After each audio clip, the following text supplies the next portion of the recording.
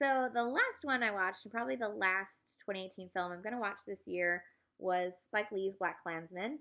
And I didn't see this one in theaters mostly because I hadn't heard great things from a lot of people whose opinions I highly respect.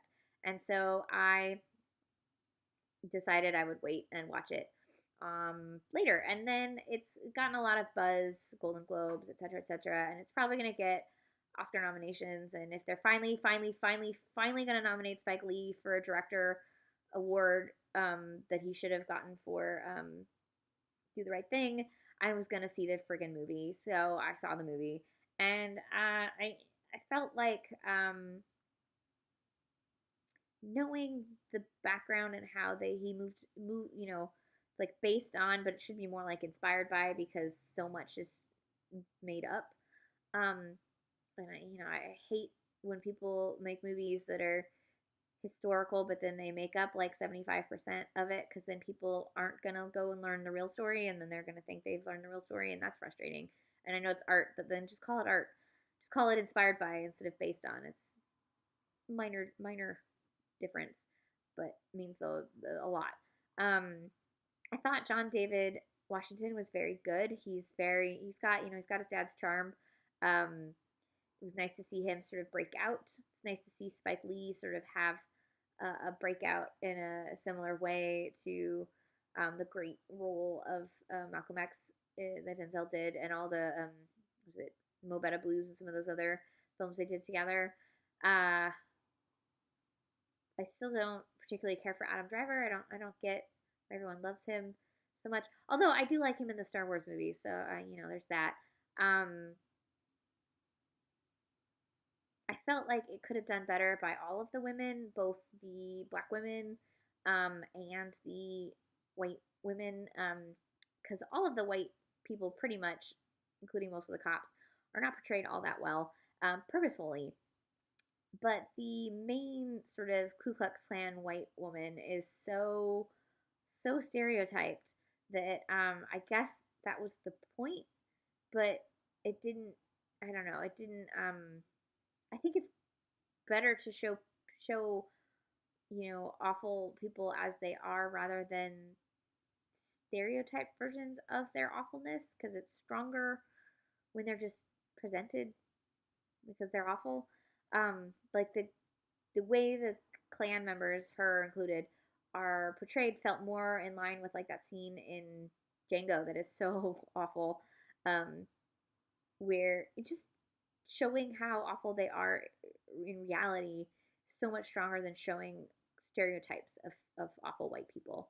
Um, and this point is really driven home in the end of the film. Spoilers: the very end of the film, where he uses actual footage from contemporary Klan rallies, including the one where the woman was killed by a car, and that's more compelling and sort of harrowing, showing the reality than to show these sort of characterized versions of that. And I guess it's because it's a comedy, so it was supposed to, black comedy, so it's supposed to mm, have these overwrought characters, but I feel like it would have been a stronger film just portraying them as the awful, like actual awful instead of heightened stereotyped awful. That was my thought there.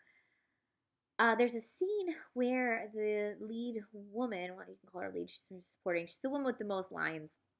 She's played by, what is her name? I don't know that I've seen her in anything. She was great. More scenes for her. What is her name? Where did it go? Laura Harrier. She plays Patrice. And there's a scene where she's the head of the Black Student Union in this town in Colorado. And there's a scene where she's walking with this other woman. They've just had a great moment with this leader, played by Harry Belafonte, and a very great sequence where they have him telling a story, and Topher Grace as David Duke telling a story, kind of cross cut together. It was the best sequence in the film. And afterwards, they're walking. I'm just taking him home, and they're walking back to her house, and they say something about, like, next time we need to get a sister in here, and then you can't hear the rest of their conversation. And it's clearly they're talking about sort of that amazing black feminism that came out of the 70s, and I'm like, give us more of that. Like, there were so many great, powerful Black women leaders and thinkers in that era, and you had a chance to have sort of a surrogate character in this woman, and she's given like two lines, and also she's assaulted at one point, and that assault isn't really given um, the airtime that it should for her to process. It's a little frustrating, to be honest, quite frustrating. So it's good, but it's also so flawed in so many different ways that it's hard to pull out the it's hard to separate the things that don't quite work with things that work really well.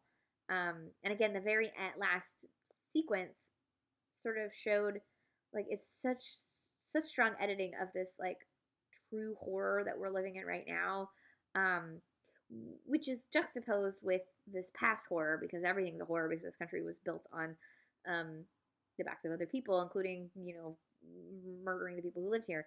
Um, that it's supposed to juxtapose and say like times are exactly the same, and I get that. But by having that stuff at the end there, it just showed how much stronger reality is than fiction, and specifically this fiction. There were also so many like things that are calling out um, contemporary phrases that they cherry pick these like awful phrases that are circulating the last few years, put them into the dialogue so that you'll hear it and go, oh, I know I'm supposed to be angry right now, and that felt really lazy.